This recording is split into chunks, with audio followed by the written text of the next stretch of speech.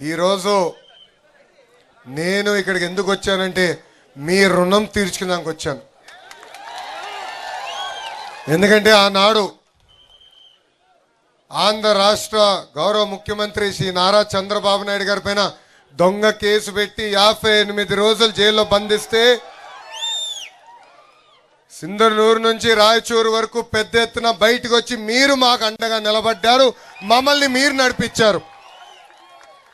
మీకు ఒక కార్యక్రమంగా అనిపించవచ్చు, కానీ నా తల్లి భువనేశ్వరమ్మ కానివ్వండి, నాకు కానివ్వండి, బ్రహ్మణికి కానివ్వండి, దేవాంశ్ కానివ్వండి, ఆ రోజు ఒక తెలియని పరిస్థితి, భవిష్యత్తు ఎలా ఉంటుందో తెలియదు. నాన్నగారినేమో ఏకంగా రాజమండ్రి జైల్లో బంధించారు. ప్రజలు ఏమనుకుంటున్నారో ఆలోచించిన రోజు మీరు బయటకు వచ్చారు, మీరు మాకు అండగా నిలబడ్డారు. ఆ రుణం తీర్చుకునేదానికే ఈ రోజు మీ లోకేష్ మీ ముందర నిలబడ్డారు.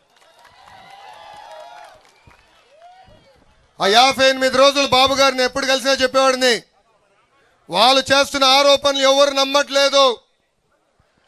కాశ్మీర్ నుంచి కన్యాకుమారి వరకు భారతదేశం మొత్తం మనతో ఉంది, ప్రత్యేకంగా తెలుగోలు మొత్తం మనతోనే ఉన్నారు, మీరు అధైర్యపడద్దని ఆనాడు చెప్పా.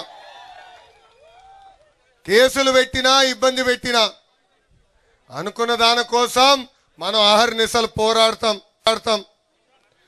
విశ్వవిఖ్యాత నడ సార్వభౌమ స్వర్గశ్రీ నందమూరి తారక రామారావు గారు ఏ ముహూర్తంలో పార్టీ స్థాపించారో తెలియదు, కానీ ఆయన పునాది ఎవరు కదిలించలేరు.